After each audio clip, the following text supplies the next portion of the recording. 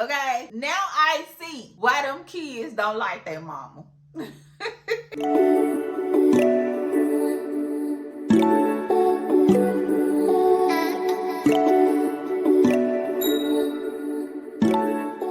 Hey y'all. Y'all miss me? I finally got more than one day off in a row. Okay? Thank goodness for once. I can catch up on a few things. What I really need to be doing is catching up on some sleep because your girl is exhausted. We'll worry about that another day. So without further ado, let's go ahead and get into this review. Okay? We don't miss like what? 2, 3, 4, 5 episodes. Nope, 4 episodes of Raising Kanan. And I'm not about to go through all of them shows again. We just gonna review episode 5 and we gonna give our intake, okay, on each person pretty much on episode 2, 3, and 4. So let's go ahead and get into this review for Raising Kanan season 4, episode 2, 3, 4, and 5. Y'all, we gonna get it together one day. This is only temporary, okay? This is only temporary. So the first person I want to start off with is Juke. And I have a question. How old is Juke again? I have never seen Juke in anyone's high school since season 1. Now that I think about it, I don't even think she was in school in season 1. She done enrolled and unenrolled herself from the army at the same damn time. Now she's talking about enrolling in school with old girl. And before all this, she was in the singing group. Sounds a bit familiar.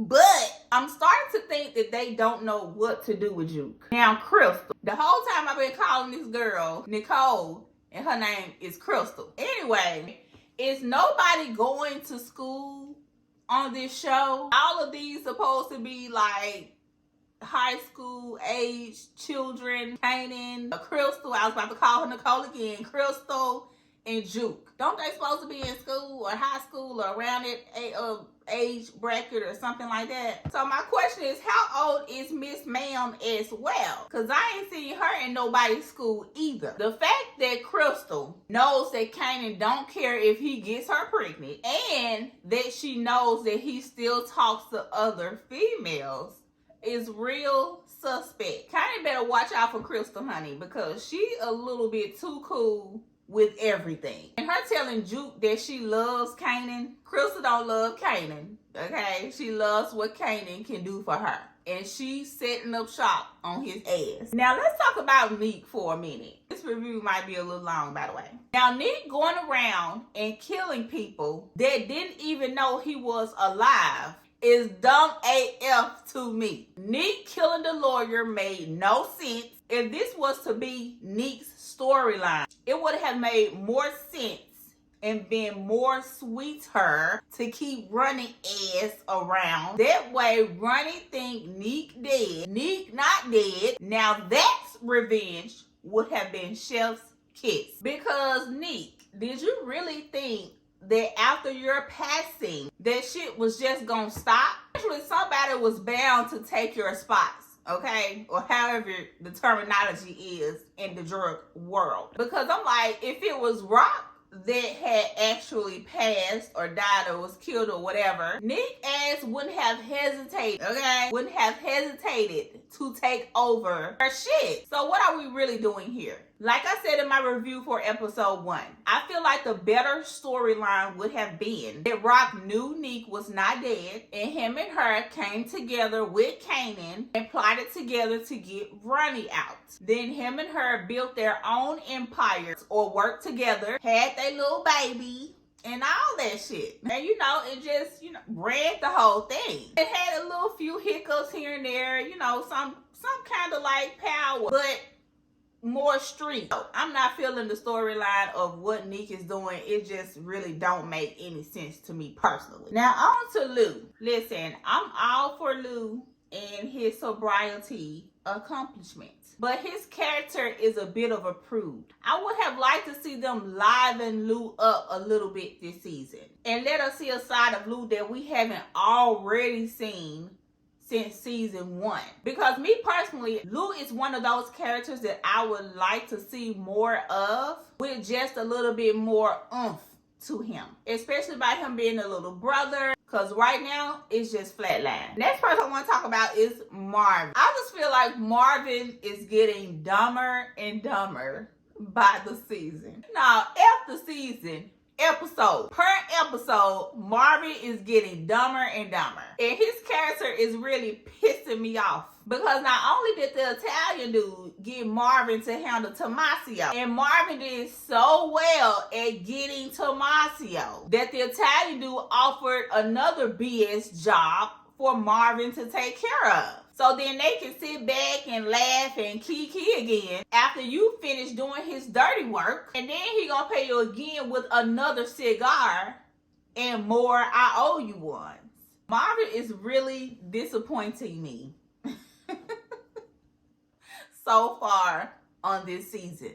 I just want you to know that. By the way, Marvin favored Teddy Riley. Now Kanan. If Kanan don't do nothing else right, he definitely gonna get Rock together. Okay? He stayed getting her ass together. The fact that he's going house shopping with Crystal.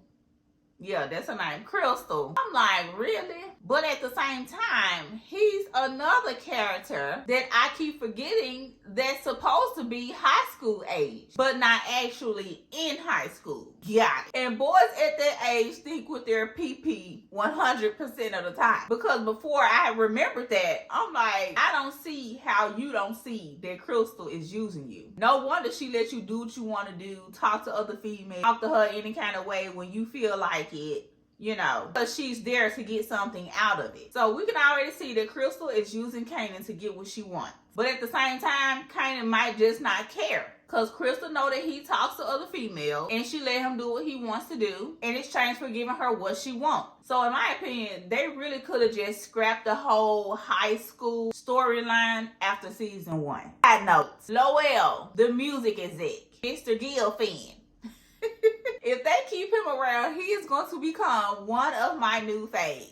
His little scenes be short, but in his scenes, he be funny AF, okay? And him sitting on that couch in Indian style had me cracking up. I am loving this new character for this season. We have enough serious characters on this show, so it's good to get a comic relief. All right, now on to the Italian dude. I don't know about the Italian dude. I can't help but to feel like this some type of setup or something, or the Italian dude has some type of agenda behind him and Marvin's newfound friendship. Because why doesn't Rock know about him and Marvin's meetups? Mind you, the Italian dude is the one that hit up Marvin. So the fact that the Italian dude hasn't said anything to Rock about him and Marvin's friendship or whatever it is.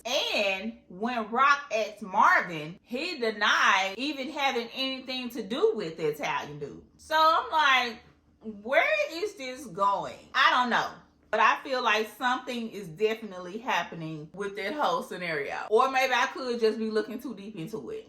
But we gonna see. Rock. Now, I'm just trying to figure out why she's so mad at the mama. Like, I understand that she said her mama wasn't there for her, like they wanted her to, or like they needed her to be there for them, or whatever. But the way she been going out feels a bit overkill versus her explanation or reason for why she is so upset or mad with her mom. I mean, it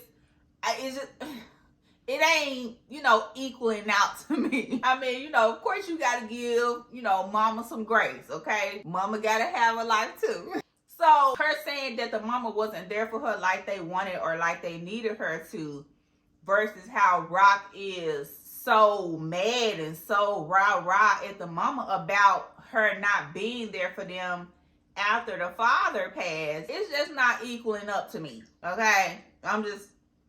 To me. I just don't feel like the energy is warranting what the explanation is. But anyway, now, it could be something deeper with that for the reason why she's so rah-rah at the mama, other than her not being there for her like they wanted and needed her to. But like I said, anyway. Another thing I noticed this season with Rock's character is she's been getting sunned by everybody all season 4. The mama. Now, is it me, or do the mama remind me of the Frog King from Shrek the Fourth. This scene where he was like, I'm dying. Anyway, I know that ain't right. That ain't right. That's not right. But this is all I could think of when they was sitting at that table and they was all around her and she said that she was dying. I couldn't unsee it. Anyway, I feel like a lot of people do this. They either wait to say what's going on with them, or they don't say anything at all and they just end up passing. You find out the reason why they passed either while they already done, either after they're already passed or they in the hospital about to pass. So those were my thoughts on episodes 2, 3, and 4. Okay, wrapped up in a little pretty bow. Now, on to episode 5. When is they gonna find out that Neek is doing all of this damage to their business? Because we are halfway through the season and they still clueless AF. Now, before I knew what had happened to Fame, so famous, that don't make no sense. Let me just get this out right now.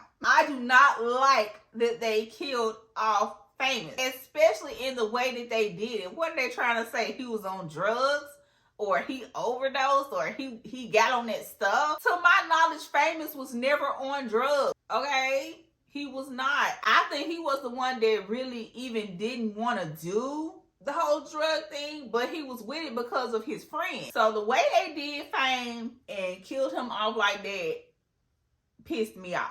Okay? I don't understand why they did that. They really could have kept Fame. Seriously, they could have kept Fame. So maybe there's some background stuff that's going on with that, because there was really no real reason for them to kill off Fame.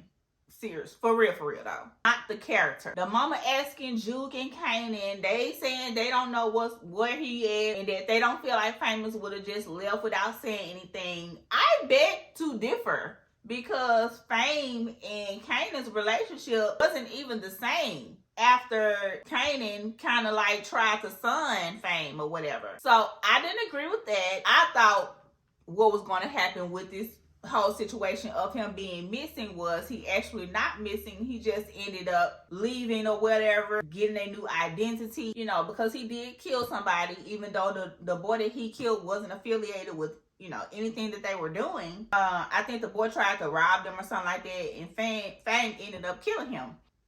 They had nothing to do with nothing. That boy had nothing to do with anything. Out of that,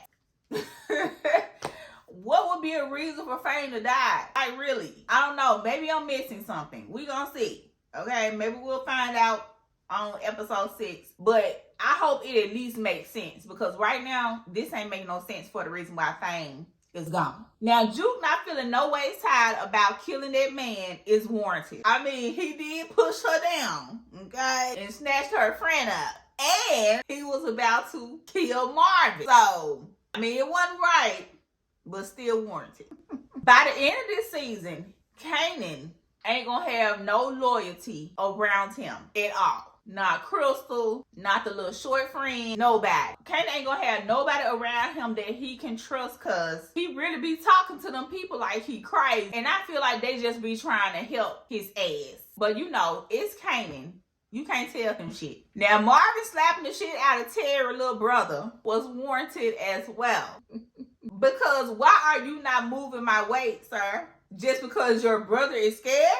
Okay, come get this slap. Because that made no sense for why these people drugs is not moving at all. There was a poor excuse. You was asking for that slap, Terry, little brother. And also, Terry was asking to get killed for the way that he was talking to Marvin, like he was around there running the thing. Bye-bye, Terry. And your little brother. Now, Neek going to the other Italian dude, at least I think he Italian, knowing he's supposed to be dead, was real risque.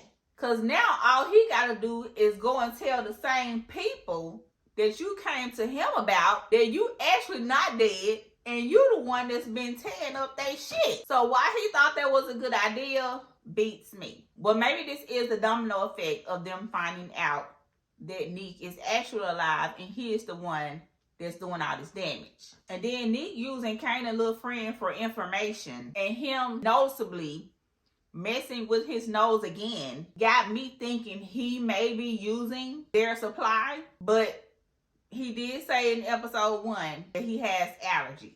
So, okay. Now, Lou and the new lady, I am not interested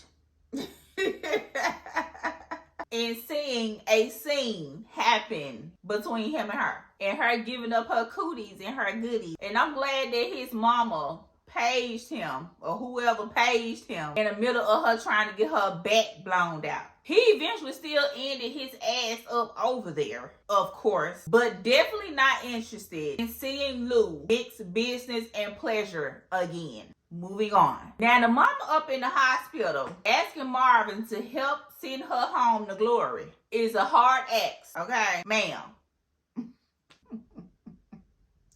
I don't know how anybody could or would agree to anything like that, especially your own child. I'm starting to see, okay? Side note, Nick baby mama, girl, just take the money, okay? And go on about your business. Because, ma'am, if you are that concerned about where this money is coming from, leave the motherfucker a note next time. How about that? Just take the money out and leave a little note right there in the box for him so he can get it next time he want to drop off some money and not let you know who it's coming from. And then we find out Famous is dead. I was like, oh, Lord. Famous dead. Is they gone? Our nigga dead. So the mama go identify Fame's body. And it's him, y'all. It's him. Moving on. Now I see, okay? Now I see why them kids don't like their mama. Because the way she talked to Marvin after he wouldn't send her home to glory, I'm like, ma'am, you don't even need Marvin for this, okay? You have enough strength to get that morphine, get that needle, and inject it into your IV. You have more than enough strength to do it on your own. You so big, bold, and bad. Just do the shit yourself. Just do it yourself. But no, she wants to involve other people. Oh, okay. So you don't want the shit on your conscience that you off yourself, but you want it on somebody else's. Miss ma'am. Anyway, y'all, that was it. That was all of my thoughts on episode 2, 3, 4, and 5. Y'all let me know in the comments what y'all thought about this episode. Make sure you like, comment, and subscribe to the channel. And I'll talk to you all on the next video. Bye!